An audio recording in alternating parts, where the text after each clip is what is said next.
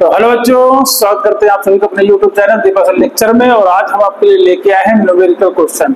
ये वीडियो थोड़ा लेट आ रहा है, कुछ टेक्निकल इशू हो गया था उसकी वजह से, लेकिन अब से आपको जो है कंटिन्यू वीडियो मिलते रहेंगे। तो ये वीडियो जो है आपका जो पिछला हमने लेक्चर बताया था, इसमें हम लोगों ने पढ़ा था जो है लूप पर मैग्नेटिक फील्ड और किसी सर्कुलर लूप के एक्सिस पर मैग्नेटिक फील्ड, वायर के लॉन्ग जो है मैग्नेटिक फील्ड। तो उसी के बेस पर ये न्यूमेरिकल होने वाले हैं आपके, और इसके बाद आपका आएगा एम्पियर लॉ। चलिए बिना देरी के शुरू करते हैं आज का वीडियो। देखते हैं पहला क्वेश्चन क्या है। तो ये क्वेश्चन क्या लिखा हुआ है हमारा, an element delta L delta x I is placed at the origin, यानी कि एक डेल्टा एल एलिमेंट है जो कि हमारे इसके ओरिजिन पर जो है यानी कि यहाँ पर इस ओरिजिन पर एक डेल्टा एल एलिमेंट है जो यहाँ पर है। आगे बढ़ते हैं। And carries a current I equal to 2 ampere, और इसमें जो करंट फ्लो हो रही है, जो I की वैल्यू है वो 2 एम्पियर है। करंट कहीं ना कहीं इस डायरेक्शन में फ्लो हो रही है। फिर आगे बढ़ते हैं कि find the magnitude field at a point P, यानी ये जो पॉइंट P है, इस पॉइंट पर हमें क्या करना है, मैग्नेटिक फील्ड फाइंड करना है ऑन द वाई एक्सिस। तो ये पॉइंट हमारा कहां पर है, वाई एक्सिस। थोड़ा हमने एक्सिस वगैरह परिचित जो है वो पहले सुना दिया है, जिससे आपका हमें कम लगे। अब देखिएगा यहाँ पे पॉइंट आपका P है। अब ये पॉइंट जो है ऑन द वाई एक्सिस, यानी ये पॉइंट वाई एक्सिस पे है और कितनी डिस्टेंस पे है इसको समझिएगा, at a distance of 1 metre due to the element. यानी इस एलिमेंट से, ये एलिमेंट हमारा कैसा है, यही एलिमेंट हमारा डेल्टा एल है, और इसी एलिमेंट से हमारा जो पॉइंट P है ये कितनी डिस्टेंस पर है, 1 मीटर डिस्टेंस पर है। तो ये हमारा क्या हो जाएगा, यही हमारा R हो जाएगा। ठीक है। Delta x equal to W centimetre give also the direction of the field produced. यानी आप दो काम करते हैं, एक तो आपको ये बताना है कि कितनी इंटेंसिटी ऑफ मैग्नेटिक फील्ड बनेगी वो निकालना है, और उसकी डायरेक्शन एक्चुअल में क्या होगी। ये दो चीजें आपको उसमें करनी है। तो हमें बायोट का नियम जो है वो पता है, फॉर्मूला भी पता है क्या होता था, dB equal to mu naught upon 4 pi I dl sine theta upon r square. अब ध्यान समझिएगा कि अगर हम यहाँ पे कुछ वैल्यू को सेटअप करें तो म्यू नॉट अपॉन 4 पाई पहले से आपको क्लियर है कि म्यू नॉट अपॉन 4 पाई जो होता है वो हमारा होता है 10 to the power -7। And I इस क्वेश्चन में आल्सो गिवन है आपके, कितना है आप तो देखेंगे, आई जो है वो 2 एम्पियर है। यहाँ पर भी हमने बता दिया आपकी जो करंट की वैल्यू है वो 2 एम्पियर है। डीएल की बात करें तो डीएल आप यहाँ समझ कंसीडर कर सकते हैं कि जो डीएल की वैल्यू है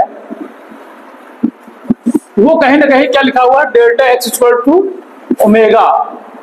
ये आपको उसमें दिया भी गया है, तो आप देखिए डीएल इक्वल टू क्या लिखा है, डेल्टा एक्स आई कैप। यहाँ पे आप कैप जरूर लगा लीजिए, कैप है। तो डेल्टा एक्स के क्वेश्चन में क्या दिया है, सेंटीमीटर, तो डेल्टा एल इक्वल टू, और यहाँ पे आई कैप, तो सेंटीमीटर में लिखा है, इसके लिए हमको 10 की पावर -2 से क्या कर देंगे, मल्टीप्लाई कर देंगे, बाकी आई कैप लगा रहे हैं। इस तरीके से हमारा डेल्टा एल भी हो गया। और आर के वैल्यू क्वेश्चन में क्या दिया है, इस डेल्टा एल वेक्टर से, ये जो डेल्टा एल वेक्टर है इससे इस पॉइंट तक की जो डिस्टेंस है वो 1 मीटर है, तो यही हमारा क्या है, आर है। तो आर की जो वैल्यू है क्वेश्चन में यहाँ पे लिखे दे रहा हूँ, कितनी दी गई है क्वेश्चन में, 1 मीटर दिया गया है। तो अब यहाँ पर बात आती है केवल एंगल की, तो एंगल को समझिएगा। एंगल कैसे देते हैं, तो एंगल जो थीटा का होता है वो डीएल वेक्टर और जो आर वेक्टर है उसके बीच में जो है एंगल कितना बना है उससे पता कर लेंगे। देखिए डीएल कहीं ना कहीं हमारा इस डायरेक्शन में हो, और ये जो हमारा ये वाला वेक्टर है, ये वाला जिधर आपको मैग्नेटिक फील्ड देखनी है, इधर ये आपका इस डायरेक्शन में है, तो इनके बीच में जो एंगल बनने वाला है वो कितना है आपका, वो 90 डिग्री है। तो सभी वैल्यू आई होप आपको मैंने समझा दिया है कैसे समझना था आपको। अब इसके बाद आप इसके सभी वैल्यू जो है पुटअप करना चालू करेंगे। तो म्यू नॉट अपॉन 4 पाई की वैल्यू कितनी दी गई है, 10 टू द पावर -7 इनटू, तो आई इक्वल टू आपको 2 एम्पियर दिया गया है। इसके बाद आप देखेंगे कि डीएल की जो वैल्यू है क्वेश्चन में वो कितनी दी गई है आपको, वो मैं जो है W into 10 to the power -2, तो W into 10 to the power -2 sine theta. तो साइन थीटा कितना एंगल आपका यहाँ पे आएगा, ये आ गया आपका 90 डिग्री, तो यहाँ पे साइन 90 लिख देंगे अपॉन आर स्क्वायर, तो जो यहाँ से डिस्टेंस है वो 1 मीटर के लिए, तो यहाँ पे लिखेंगे 1 मीटर, और इसका स्क्वायर भी कर देंगे तो 1 का स्क्वायर कुछ होता ही नहीं, 1 का स्क्वायर 1 ही आ जाएगा फिर से। तो यहाँ से कितना हो जाएगा आपका 10⁻⁻7 है, यहाँ पे 10⁻2 है, तो पावर ऐड हो जाएगी और 10⁻9 हो जाएगा। साइन 90 की वैल्यू कितनी होती है? 1 होती है, तो साइन 90 की वैल्यू 1 हो गई। यहाँ 1 का स्क्वायर 1 होगा, तो 1 से डिवाइड करने पे कोई जो है इफेक्ट नहीं पड़ेगा, तो यहाँ पे वैल्यू क्या आ जाएगी 2 इंटू और 10⁻7 -2 -9 हो जाएगा। तो इसको चाहे आप ये डब्ल्यू भी यहाँ पे साथ लिख लें और उसके बाद लिख देंगे 10⁻9। ये आपका इतना आ जाएगा मैग्नेटिक फील्ड 2W इंटू 10⁻9 और टेस्ला। मैग्नेटिक फील्ड की जो यूनिट होगी वो इतनी आ जाएगी। फिर से समझ लेते हैं कि एक एलिमेंट हमको दिया था ये वाला डेल्टा एल, और जिसकी जो वैल्यू जो क्वेश्चन में दिया था वो कितना दिया था delta x equal to I cap, तो ये हमने यहाँ पे लिखा था। इसके बाद यहाँ पे क्वेश्चन में डेल्टा एक्स की वैल्यू को फिर से कंसीडर किया था, कितना दिया गया है ओमेगा सेंटीमीटर, तो हमने सेंटीमीटर में वैल्यू दिया था, जिसको मैं मीटर बताने के लिए क्या किया 10⁻2 से मल्टीप्लाई कर दिया, तो डेल्टा एल इक्वल टू जो है W इंटू 10⁻2 आई कैप। इसके बाद आप देखेंगे साइन थीटा की वैल्यू निकालते हैं, तो डीएल और आर वेक्टर के बीच में साइन थीटा की वैल्यू निकालते हैं। डीएल आपको इधर दिया गया है, आर वेक्टर आपका इधर दिया गया, तो इस बीच में जो एंगल कितना है 90 डिग्री। ये डीएल ऐसे है और आर वेक्टर ऐसे, तो बीच में बनने वाला एंगल 90 डिग्री हो गया। आर क्या है कि इस यहाँ पे ओरिजिन पे रखा हुआ डेल्टा जो है आपका डीएल, और यहाँ से आर वेक्टर पर जो डिस्टेंस दिया गया था, जिस डिस्टेंस पर पॉइंट है वही हमारा क्या था आर, तो आर आपको 1 दिया गया, तो सारी वैल्यू हमने यहाँ पे रखी और डी भी हमने कैलकुलेट किया, क्या है 2W इंटू 10⁻9 जो है टेस्ला। अब यहाँ पे और पूछ रहा था कि जो है जो मैग्नेटिक फील्ड बन रही है उसकी डायरेक्शन क्या होगी, तो मैग्नेटिक फील्ड समझने के लिए क्या है कि इन द डायरेक्शन आप थंब पॉइंट करते हैं, और थंब को पॉइंट करने के बाद ऐसे उंगलियां घुमाते हैं, तो उंगलियां देखिए यहाँ पर इस पॉइंट की ओर जैसे आप थंब करेंगे तो उंगलियां घूम कहाँ आ रही बाहर की तरफ, यानी इस पॉइंट पर कहीं ना कहीं जो हमारी मैग्नेटिक फील्ड की जो डायरेक्शन होगी वो बाहर की तरफ होगी, यानी आउटवर्ड होगी। आउटवर्ड का मतलब किस डायरेक्शन होगी, हम कह सकते हैं जेड एक्सिस की डायरेक्शन होगी। तो आप यहाँ पे ये बता सकते हैं कि जो मैग्नेटिक फील्ड की जो डायरेक्शन है वो किधर होगी, जो डायरेक्शन होगी वो अलोंग द जेड एक्सिस होगी, अलोंग द जेड एक्सिस, यानी जेड एक्सिस की जो डायरेक्शन, जो मैग्नेटिक फील्ड की जो डायरेक्शन है वो जेड एक्सिस में होगी। तो ये क्वेश्चन था पहला आपका, और ये हमारा जो क्वेश्चन है वो सीबीएसई 2000 क्वेश्चन भी है, जिसको हमने जहां से उठाया, ये पूछा गया क्वेश्चन था 2009 का, ठीक है 2009 सभी क्वेश्चन आपको पूछा भी गया है। तो इसके बाद देखते हैं आपका अगला क्वेश्चन, इसको ठीक है इसको नोट कर लीजिए, इसके साथ ले लीजिए, इस बार देखते आते हैं कि अगला क्वेश्चन आपको। तो बच्चों हमारा अगला क्वेश्चन क्या है उसको देखते हैं। क्या क्वेश्चन दिया गया है कि a straight wire of length L, एक वायर है क्वेश्चन में, ये समझ लीजिए ऐसे, जिसकी लेंथ आपको क्वेश्चन क्या दिया गया है L दे दिया है, ठीक है। चलिए पढ़ते हैं आगे। Is bent into a semi circle loop, इसे मोड़ दिया गया है और मोड़ करके एक सेमी सर्कुलर लूप बना दिया गया। सेमी सर्कुलर मतलब क्या होता है, हाफ सर्किल जैसा कुछ, तो इस तरीके से मोड़ के इसको सेमी सर्किल जैसा बना दिया गया है, ठीक है। Use Biot Savart law, Biot Savart law का यूज करना है हमको to deduce an expression for the magnitude field at its centre due to the current I passing through it. Question हमारा जो है सीबीएसई 2011 और 10 में पूछा गया है। देखिए कुछ नहीं है क्वेश्चन में, खाली क्वेश्चन देख के हो सकता है घबरा जाए, अरे बाप रे कैसे क्वेश्चन कैसे होगा, है ना, तो ऐसा कुछ करना नहीं है। सिंपल सा क्वेश्चन है कि यहाँ पर एक वायर था जिसको L लेंथ का था, जिसको मोड़ करके एक सेमी सर्किल बना दिया गया, और सेमी सर्किल बना दिया गया तो उसके सेंटर पर जो है वो मैग्नेटिक फील्ड कितनी हो जाएगी ये बताना है इसी। और इसमें जो करंट फ्लो हो रही है वो क्या फ्लो हो रही है, करंट आई फ्लो हो रही है, और इसका सेंटर मान लीजिए ये, तो इसके सेंटर पर ही करंट कितनी होगी, और करंट की वजह से जो करंट फ्लो हो रही है उसके सेंटर पर यहाँ पर ये डिस्टेंस क्या होगी आर, और यहाँ पर इसके सेंटर पर जो है मैग्नेटिक फील्ड इस वायर के थ्रू कितनी होगी। तो चलिए यहाँ पे एक सेक्शन फिर से हम ले लेते हैं, हमारा सेक्शन क्या हो गया डीएल हो गया। अब डीएल और आर के बीच में आपको एंगल फिर से जानना चाहिए कितना होना चाहिए। तो इसी के एंगल देखते ही हम लोग, तो डीएल हमारा ऐसे है और आर ऐसे है, जहां पे हमें पॉइंट, जहां पे मैग्नेटिक फील्ड देखना है वो हमारा आर वेक्टर हो गया, ये इस वाई थ्रू। और ये आर वेक्टर और डीएल के बीच में जो एंगल है वो कितना है, वो एंगल यहाँ पर भी हमारा कितना है 90 डिग्री। तो हमेशा जब भी आपको साइन थीटा का एंगल देखना है वो आर वेक्टर यानी कितना मैग्नेटिक फील्ड आप ले रहे हैं और जो डीएल है उसकी डायरेक्शन से ही आपको थीटा एंगल लेना है। अब ऐसे केस में हमें इसके लिए फॉर्मूला जो है वो एक्सप्रेशन ड्राइव करना है। तो ये सोचिए कि पूरी लेंथ इसकी क्या थी, एल थी, और उसको एल को ही मोड़ करके हाफ सर्किल बना दिया गया, जिसको बोलते हैं सेमी सर्किल। तो अगर हाफ सर्किल इसको बनाया गया तो हाफ सर्किल के जो सरकमफेरेंस होता है वो क्या होता है, पाई आर होता है हाफ सर्किल का। अब यहाँ पर हमने ये पॉइंट यहाँ पे इंक्लूड नहीं किए गए हैं, अगर इसको भी इंक्लूड करेंगे तो फिर हो जाएगा पाई आर प्लस 2r। यहाँ पे केवल वायर को ऐसे मोड़ा गया है, यहाँ पे ऐसे ज्वाइंट नहीं किया गया है, थोड़ा समझने की कोशिश करिएगा।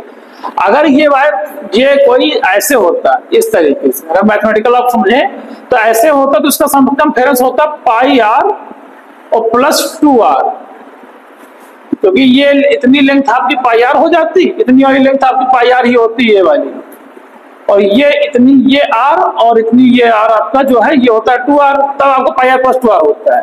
लेकिन यहाँ वायर को केवल इतना ही मोड़ा गया, हाफ सर्किल इतना ही बनाया गया, तो यहाँ की ये लेंथ इंक्लूड नहीं है, तो केवल इसका ये वाली जो लेंथ है वो क्या होगी, पाई आर होगी। और पाई आर की लेंथ एल के बराबर ही तो होगी, इसमें कोई डाउट तो है नहीं। तो पाई आर इक्वल टू एल, तो यहां से एल इक्वल टू क्या हो जाएगा, आर इक्वल टू क्या हो जाएगा, एल अपान पाई। तभी इसको हम लोग लिखे देते हैं, हमारे लिए काम आएगा, फिर सोचते हैं इसको कैसे करेंगे। ठीक है, चलिए। तो आई होप ये वाली बात आप लोग समझ गए होंगे, तो इसमें थोड़ा सा इरेज कर देता हूँ इस डायग्राम को, ये वाली बात मुझे समझाने के लिए थोड़ा सा आपका आपने लिखा था यहाँ पे। चलिए, फॉर्मूला क्या होता है शॉर्ट का, dB equal to mu naught upon 4 pi I D L sine theta upon r square, ये लेना है। अब साइन थीटा हमारा साइन 90 हो गया है, इसमें कोई दिक्कत ही नहीं कि साइन 90 कैसे हुआ, वो हमने बता दिया आपको। अब dB equal to mu naught upon 4 pi I. अब यहाँ पे वेरिएबल क्या है, ये वेरिएबल इसमें यही हमारा डीएल है, यही डीएल डीएल डीएल छोटे छोटे काटते जाएंगे कि पूरी लेंथ हमको क्या हो जाएगी, मिल जाएगी। और क्या है, करंट सबके लिए पूरे वायर में सेम ही रहेगी, तो करंट भी हमारी कांस्टेंट है। आर जो है ये डिस्टेंस भी प्रत्येक पॉइंट से, देखिए ये सेंटर है, चाहे यहां से ले, चाहे ये डिस्टेंस यहां से ले, चाहे यहां से ले, तो ये आर भी पूरे सर्किल के लिए ये सेंटर तक की जो डिस्टेंस है वो सेम ही रहेगा। तो कहीं ना कहीं आर भी हमारा वेरिएबल नहीं है, कांस्टेंट है। तो जो जो चीज कांस्टेंट है उसको हम बाहर कर लेंगे, यहाँ पे आई अपान आर स्क्वायर जो है बाहर हो जाता है, और साइन थीटा का वैल्यू जो साइन 90 वैल्यू क्या हो जाएगी, 1 हो जाएगी। तो उसको हम यहाँ पे नहीं लिख रहे हैं, अब केवल क्या आएगा हमारा डीएल आएगा। और देखिए डीएल छोटे छोटे इंटीग्रेशन क्या करता है, छोटे छोटे एलिमेंट को काटेंगे तो ये पूरी एलिमेंट की ये वाली वैल्यू आपको देगा, और ये वाली जो वैल्यू है टोटल, ये क्योंकि इसी वायर को हमने मोड़ा था सर्किल में, तो ये वायर की जो लेंथ है वो क्या है, एल है। तो इसलिए डीएल की जो लेंथ, डीएल का जो इंटीग्रेशन आएगा वो यहाँ पे क्या आएगा, वो डीएल की जो इंटीग्रेशन आएगा वो ये लाएगा कहीं ना कहीं। तो मैं ये लिख देता हूँ कि dB equal to mu naught upon 4 pi I upon r square and DL, जो डीएल है उसको हम क्या लिख देंगे, एल लिख देंगे यहाँ पे। और आर स्क्वायर को हम यहां से लिख सकते हैं क्या, अगले लेक्चर में इसको लिख रहा हूँ यहाँ पे, अगले यहाँ पे क्या लिख सकते हैं, mu naught upon 4 pi I अपान, अब आर की वैल्यू आप लिख सकते हैं एल अपान पाई, इसका क्या हो जाएगा स्क्वायर और इंटू एल।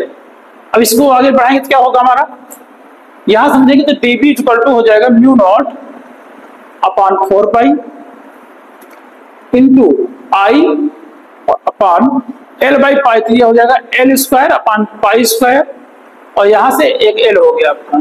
तो देखिएगा एक पाई हमारा यहाँ से कैंसिल हो जाएगा और एक एल इससे कैंसिल हो जाएगा, पाई हमारा ऊपर चला जाएगा।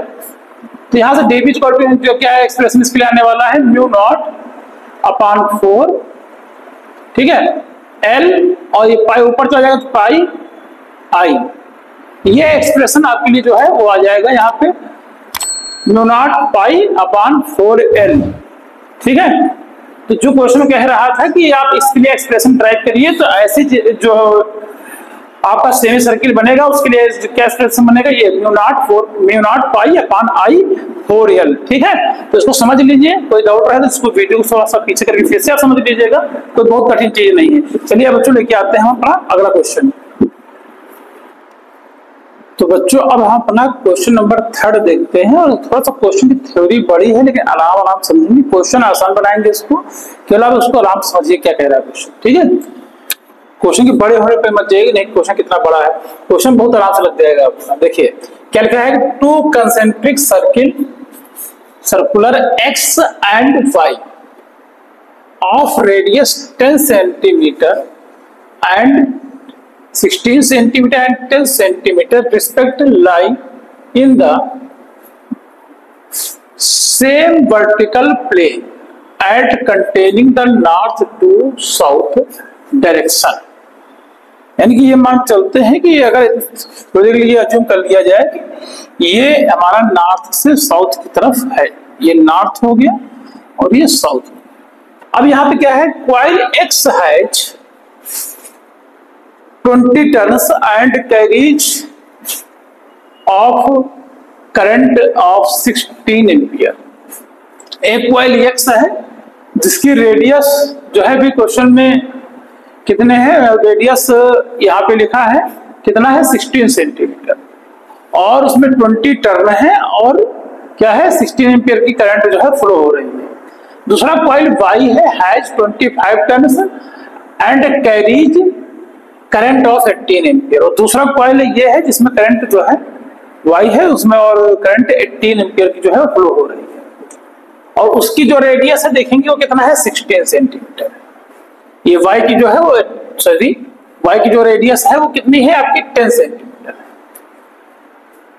The sense of the current in X is anti clockwise, यानी कि जो X सर्किल में जो करंट फ्लो हो रही है वो एंटी क्लॉकवाइज है, एंड क्लॉकवाइज इन Y, और Y में क्लॉकवाइज है।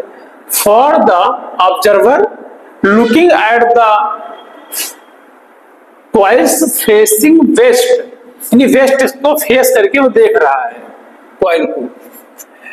The magnitude of direction and of the net magnetic field due to the coils at the their centre, यानी सेंटर क्या वो कहीं कहीं बताना है। तो ध्यान समझिएगा कि यहाँ पे अभी हम लेके चलते हैं, हमारा मान लीजिए वेस्ट अंदर की तरफ है और इधर कोई व्यक्ति ऐसे खड़ा है जो कि वेस्ट की तरफ क्या कर रहा है, ऐसे देख रहा है। तो वेस्ट की तरफ देखने पे उसको ये लग रहा है, वो देखता क्या है कि एक कॉइल जो है वो X है जिसकी रेडियस जो है वो 16 सेंटीमीटर है। तो यहाँ पे हम मान के चलते हैं कि हमारी कॉइल जो है ऐसे बना देते हैं, यहाँ पे कॉइल हमारी, और ये कॉइल जो है जिसकी रेडियस कितनी है, इसकी रेडियस हमारी 16 सेंटीमीटर है। समझिएगा यहाँ पे इसकी रेडियस कितनी है 16 सेंटीमीटर है।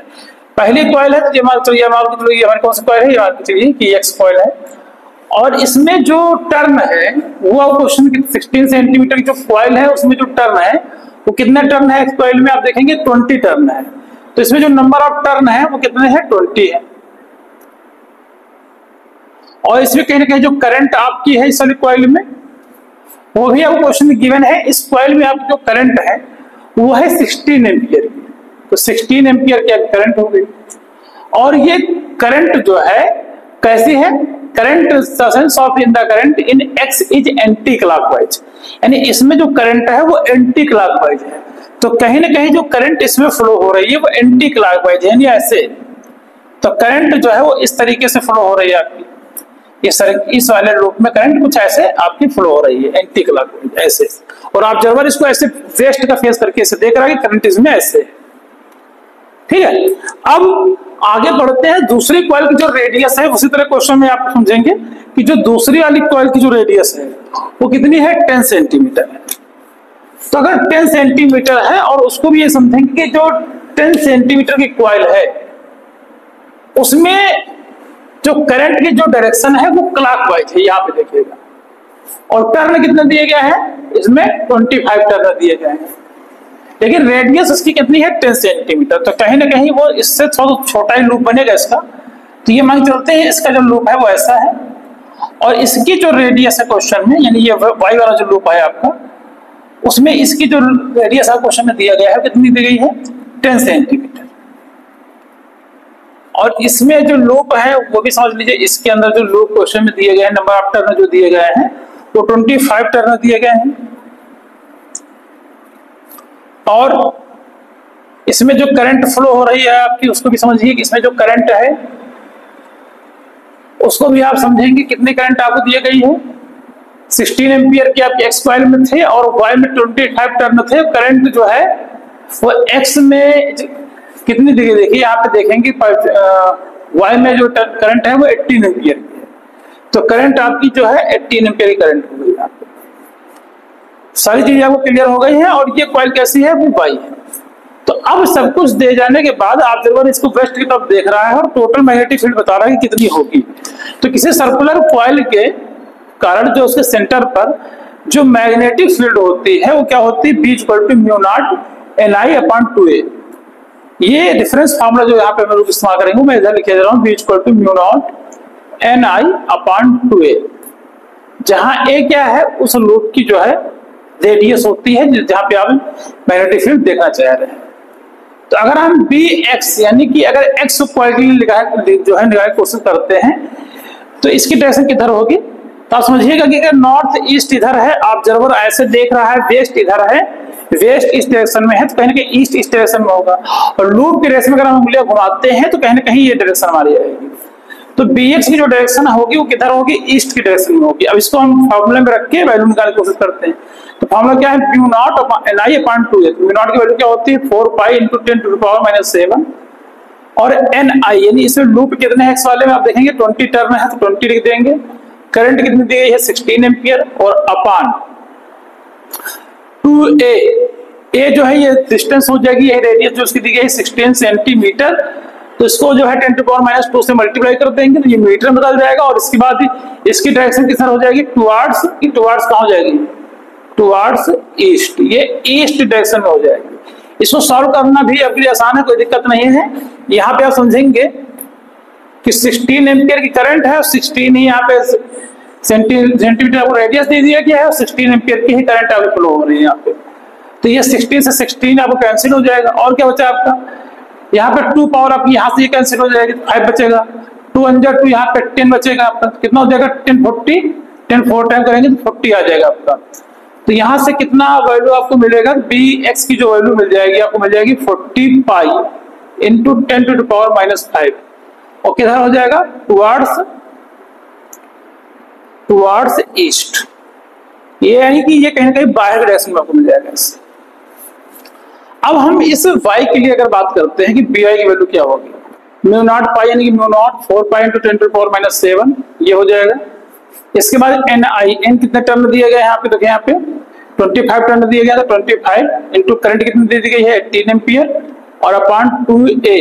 तो a की जो क्वेश्चन में वैल्यू आपको दिया गया है कितना दिया गया है 10 सेंटीमीटर दिया है। तो उसको मीटर बदलने के लिए क्या करेंगे 10⁻² से क्या कर देंगे मल्टीप्लाई कर देंगे। तो यहाँ सब देखेंगे कि हमारी जो है 2 पावर जो है कैंसिल हो जाएंगे। यहाँ पे -2 यहाँ पे लिखा हुआ है तो 2 पावर करके यहाँ पे -5 बचेगा। यहाँ पे 5 × 2 10 हो जाएगा, 5 5 25 हो जाएगा यहाँ पे। और क्या कैंसिल हो सकता है देखेंगे 2 × 2 2 2 4 हो जाएगा यहाँ से, और यहाँ पे 2 × 2 2 9 18 हो जाएगा। तो कितना हो जाएगा 5 2 10 और 10 9 90। तो यहाँ से By = हो जाएगा 90π × 10⁻⁵ टेस्ला। और ये क्या हो जाएगा आपका टुवार्ड्स, अगर इसको देखेंगे तो इसकी डायरेक्शन क्या आने वाली है टुवार्ड्स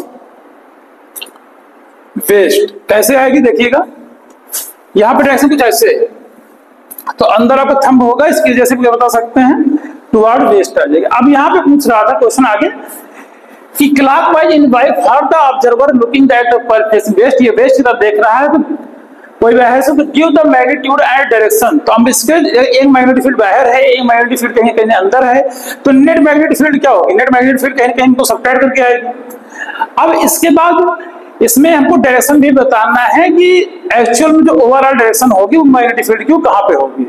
तो यहाँ पे देखेंगे कि जो वेरी कौन कर रहा है, यहाँ पे By की जो वैल्यू है वो कहीं ना कहीं ज्यादा है और Bx की वैल्यू कम है। और By की वैल्यू कितनी है वो इतनी है और इसकी डायरेक्शन क्या है, टुवर्ड वेस्ट है। तो कहीं ना कहीं ओवरऑल जो मैग्नेटिक फील्ड आएगी उसकी डायरेक्शन क्या होगी, वेस्ट की तरफ होगी। अब वो कितनी होगी, तो वो बी नेट मैं यहाँ पे निकाल देता हूँ आपके लिए। तो बी नेट क्या होगा, B Y minus B X. तो यहाँ पे जो वैल्यू सब्ट्रैक्ट करेंगे तो बी वाई की वैल्यू कितनी थी, 40 पाई, और यहाँ पे देखेंगे तो ये बी वाई की वैल्यू कितनी, बी वाई की वैल्यू है आपकी 90 pi minus into 10 to power minus 5 tesla, और माइनस एक्स की वैल्यू कितनी है 40 pi into 10 to power minus 5 tesla. देखिएगा अब यहाँ पे अगर ये 10 की पावर सेम होनी चाहिए तभी हम ये वैल्यू अपन सब्ट्रैक्ट करते हैं, ठीक है। तो 90 पाई में 40 पाई सब्ट्रैक्ट करेंगे तो वैल्यू क्या आ जाएगी हमारी, ये ओवरऑल आ जाएगी 50 pi into 10 to power minus 5 tesla. और इसकी जो डायरेक्शन होगी वो किधर होगी, वो डायरेक्शन होगी इसकी वेस्ट में। वेस्ट डायरेक्शन में ये ओवरऑल आपका आएगा, मतलब कि इधर, ठीक है। तो पहले तो हमारा सिंपल था, उसको लगाना कैसे, बस ये आपको ध्यान देना है, ठीक है। अब चलिए हम लेके आते हैं आपकी अगला क्वेश्चन, क्वेश्चन नंबर 4।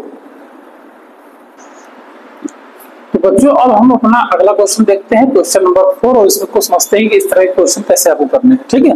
देखिए क्या क्वेश्चन है इसमें, an electron moves around the nucleus in a hydrogen atom of radius 0.51 angstrom with a velocity of 2 × 10⁵ meter per second। Calculate, क्या क्या कैलकुलेट करना है हमको, फर्स्ट जो कैलकुलेट करना है वो है the equivalent current due to the orbital motion of electron. Current कहीं ना कहीं आपको फाइंड आउट करना है। सेकंड क्या फाइंड करना है आपको, the magnetic field produce at the centre of nucleus. In nucleus जो है उसके सेंटर पर कितनी मैग्नेटिक फील्ड होगी ये आपको बताना है। और थर्ड क्या है आपका, the magnetic moment associated with the electron, यानी कि इलेक्ट्रॉन के जरिए कितना मैग्नेटिक मोमेंट यानी कैपिटल एम आपको बताना है कि कितना देखने को मिलेगा। चलिए देखते हैं क्या क्वेश्चन कह रहा है कि the electron moves around the nucleus. तो कहीं ना कहीं ये मान चलिए कि हमारा ये जो है वो न्यूक्लियस है और जो हमारा इलेक्ट्रॉन है वो कहीं ना कहीं ऐसे घूम रहा है इस न्यूक्लियस से। तो कहीं किसी पर मान लीजिए इलेक्ट्रॉन हमारा यहाँ पर है और उसकी वेलोसिटी, आपका इलेक्ट्रॉन मान लीजिए ऐसे मोशन में है इतने समय, इसको यहाँ पे दिया नहीं कौन सी डायरेक्शन है, तो आप कोई डायरेक्शन कंसीडर करिए, इसको इशू नहीं है। इसकी वेलोसिटी क्वेश्चन में जो दिया गया है उसकी बात करते हैं 2 × 10⁵ मीटर पर सेकेंड। तो वैल्यू में कोई दिक्कत नहीं है, मीटर पर सेकंड दिया है, कन्वर्ट करना जो है कुछ चेंज करना, कन्वर्ट करने की कोई जरूरत नहीं है आपको।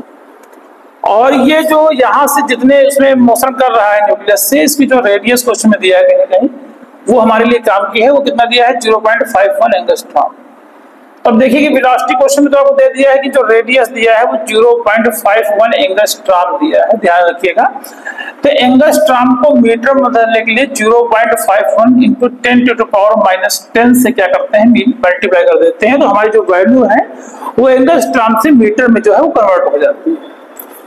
अब वेलोसिटी आ गई हमारे पास, रेडियस आ गया है, और इसके अलावा और कुछ क्वेश्चन नहीं दिया है। और क्या कह सकते हैं, हाइड्रोजन आइटम दिया है, तो हाइड्रोजन आइटम के अंदर जो नंबर ऑफ इलेक्ट्रॉन कहीं कहीं वो 1 ही होते हैं। तो एक इलेक्ट्रॉन है, तो इलेक्ट्रॉन पे जो चार्ज है वो तो आपको पता ही है कितना होता है, 1.6 × 10⁻⁻19।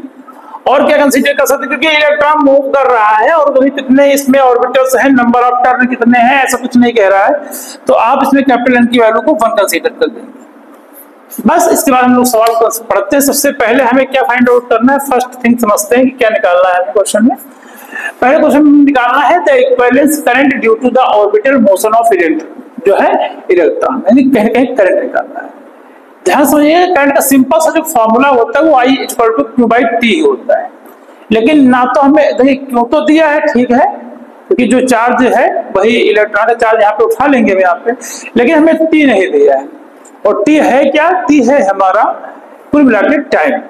तो टाइम में कोई प्रॉब्लम नहीं है, टाइम कैसे फाइंड करेंगे ये समझिएगा, इसको आपको ध्यान समझना है कि टाइम निकालेंगे कैसे। देखिए फॉर्मूला बहुत पहले बेसिक क्लासेस में पढ़ा दिया जाता है, स्पीड = डिस्टेंस अपॉन टाइम। तो कहीं कहीं उसी को हम फंडामेंटल बना के स्पीड = का डिस्टेंस अपॉन टाइम है, तो टाइम = क्या हो जाएगा, डिस्टेंस अपॉन स्पीड हो जाएगा। तो टाइम = डिस्टेंस अपॉन स्पीड, मैं थोड़ा सा डेप्थ में जाके समझाने की कोशिश करूं, डिस्टेंस अपॉन स्पीड। अब देखिए यहां कहां से डिस्टेंस समझेंगे, देखिए इलेक्ट्रॉन यहां पे मोशन कर रहा है, तो ये सर्कुलर लूप की जो डिस्टेंस होती है वो क्या होगी, सर्कुलर लूप की जो उसका सर्कमफेरेंस है भाई उसकी डिस्टेंस है 2 पाई r, और जो स्पीड क्वेश्चन में दिया है वो v दिया है, कहीं कि आप समझ गए होंगे, तो वो यहाँ पे हम v लिख देंगे, तो हमारा टाइम क्या आ जाएगा 2 पाई r अपान v, और कहीं ना कहीं जो q है वही हमारा क्या है e है, इलेक्ट्रॉन पे चार्ज है, दोनों वैल्यू यहाँ पे सब्स्टिट्यूट करेंगे तो हमारे पास वैल्यू आ जाएगी I इक्वल टू E, और t की वैल्यू क्या हो जाएगी 2 पाई r अपान v, तो ये v प्लट के आपका ऊपर चला जाएगा तो I इक्वल टू क्या हो जाएगा EV अपान 2 पाई r, और इसको आप सिंपल से सभी वैल्यू यहाँ पे जो है पुट अप करेंगे, e की वैल्यू क्या हो जाएगी 1.6 into 10 to power minus 19 into velocity जो क्वेश्चन में आपको मेंशन की गई है वो कितनी है 2 into 10 to power 5 upon 2 pi r, तो 2 जो पाई की वैल्यू क्वेश्चन में आपको मेंशन की गई है वो कितनी दिया है, नहीं दिया है ना, जब नहीं दिया रहे क्वेश्चन में पाई की वैल्यू तो आप 22/7 भी आप मान सकते हैं और 3.14 भी क्वेश्चन में जो है वो मान सकते हैं, आप जैसे भी चाहें वैसे क्वेश्चन में लेके चलिए। आप फिजिक्स पढ़ रहे हैं तो आप ज्यादा कुछ करेंगे नहीं, आप 3.14 मान लीजिए, बहुत सही है। और r की वैल्यू क्वेश्चन में आपको दिया गया कितना दिया था 0.51 इंटू 10 टू पावर माइनस 10 ये दिया गया। अब ज्यादा समय ना लॉस होगा, ज्यादा टाइम आपका लॉस ना हो, इसकी वजह से हम आपको बता देते हैं कि इसकी जो आपको वैल्यू कैलकुलेट कर लेंगे तो कैलकुलेट करने के बाद वैल्यू इसकी 10 टू पावर माइनस 5 वगैरह लगभग आपकी आ जाएगी, या 10 टू पावर जो है -4 के आसपास आपकी वैल्यू आ जाती है, ठीक है। ये वैल्यू आपको क्वेश्चन में दी गई है, तो जो मेरे पास क्वेश्चन लिखा है उसमें फाइनल उत्तर आपका यही लिखा है, तो ये आपका आंसर आपको सॉल्व करने के बाद आपका आ जाएगा, ठीक है। अब इसके बाद इसका बी पार्ट समझते हैं कि बी पार्ट क्या है। कहना the magnetic field produce at the centre, ये जब इलेक्ट्रॉन घूमेगा तो चार्ज मोशन करेगा, चार्ज मोशन करेगा तो उसकी वजह से मैग्नेटिक फील्ड बनेगी।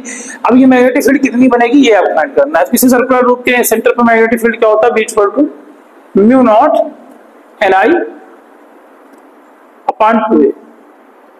यही सब कुछ आपको इससे पहले भी बताया हमने। म्यू नॉट की वैल्यू फिर से 4 pi into 10 to power minus 7, और नहीं नंबर ऑफ टर्म नहीं दिया तो अपन कंसीडर कर लेंगे इंटू 1, और करंट आप क्वेश्चन में निकाल चुके हो, आप लिख देंगे 10 की पावर माइनस 4 और अपान 2a, और a क्या है रेडियस है, सिंपल से लिख देंगे 0.51 into 10 to power minus 10 metre.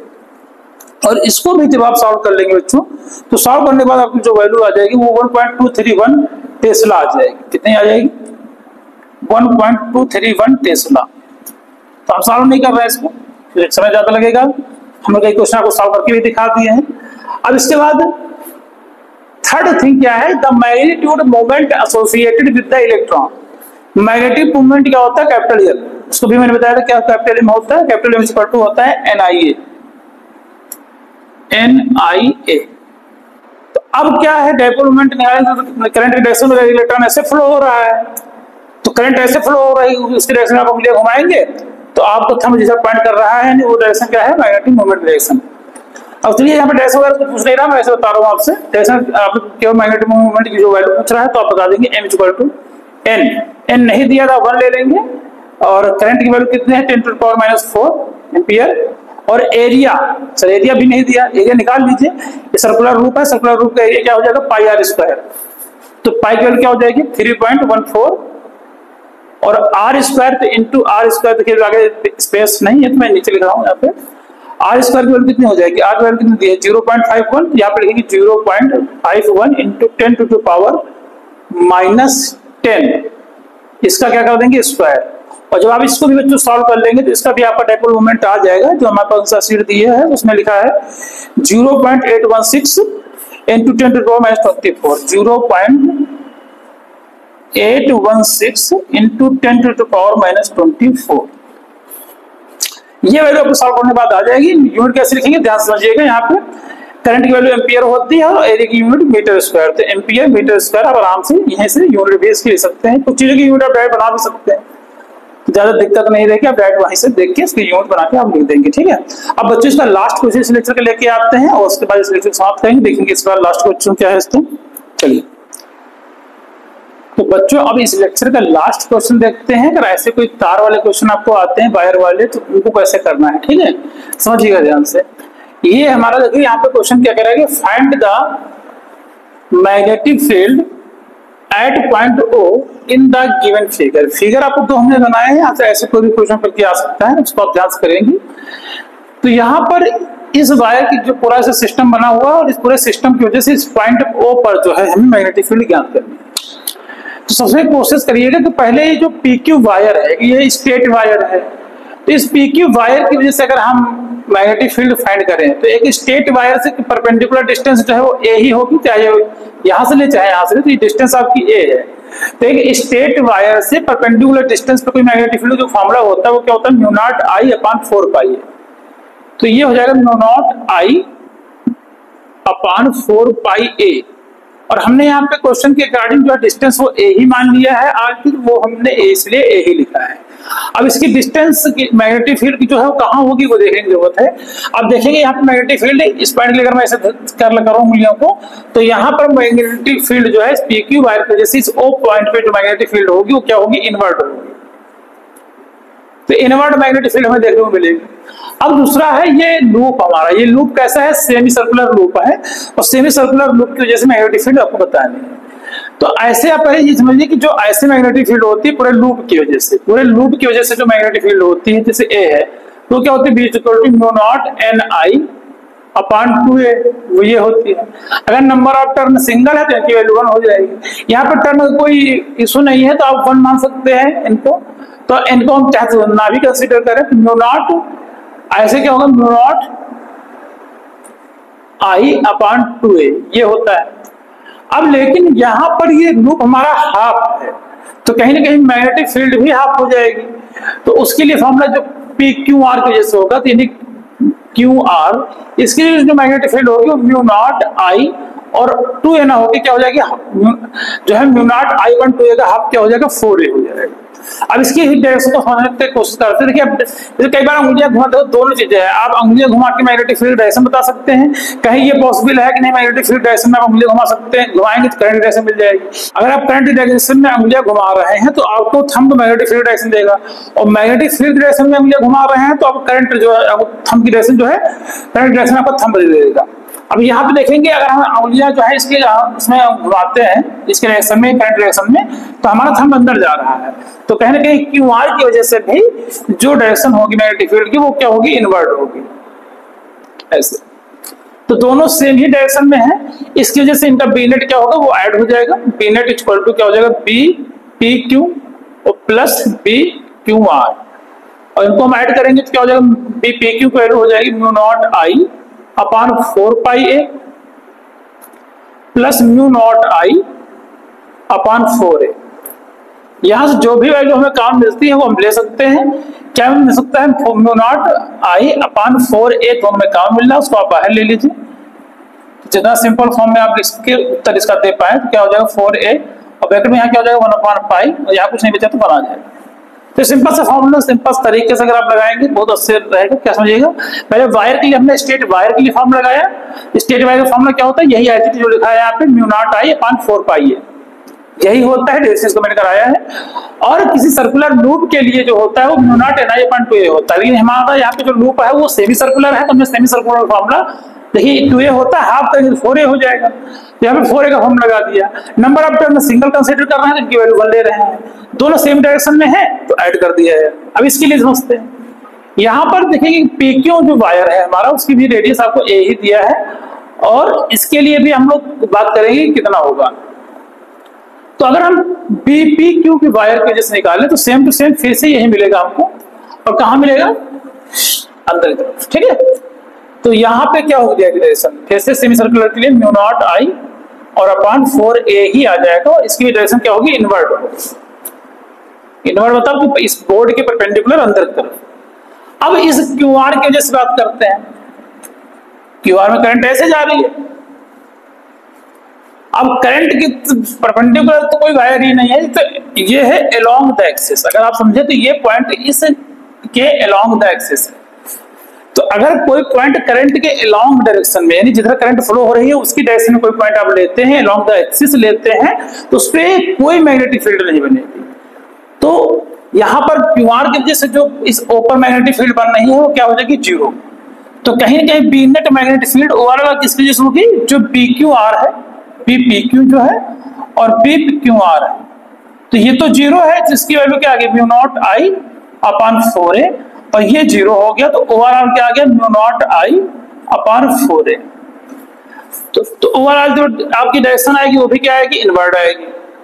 और यहाँ पर भी दोनों डायरेक्शन एक ही डायरेक्शन में थे, तो यहाँ पर भी ओवरऑल डायरेक्शन क्या आ जाएगी आपकी, इनवर्ट आ जाएगी, है ना। तो इस तरीके से हमने वेरिएशन ऑफ क्वेश्चन आपके टोटल हमने 5 क्वेश्चन में कराए हैं। देखिए व्हाइट बोर्ड में जितने क्वेश्चन पॉसिबल हो सकते हैं उतने हम क्वेश्चन करा रहे हैं। भविष्य जब कभी डिजिटल बोर्ड होगा तो उसमें हम आपके और अधिक क्वेश्चन कराएंगे। यहाँ पे हम कॉन्सेप्ट वाइज जितना बोर्ड में आपके लिए आने वाले क्वेश्चन है उनको हम चुन के क्वेश्चन आपके लिए ले रहे हैं, जिससे आपको बेनिफिट भी हो और इससे रिलेटेड क्वेश्चन और भी आप कर पाए। ठीक है, तो बच्चों इससे रिलेटेड क्वेश्चन आप सॉल्व करिएगा। अगला लेक्चर आपको जो आएगा वो एम्पियर लॉ पर आएगा। तब तक के लिए मेरे बच्चों जय हिंद, जय भारत।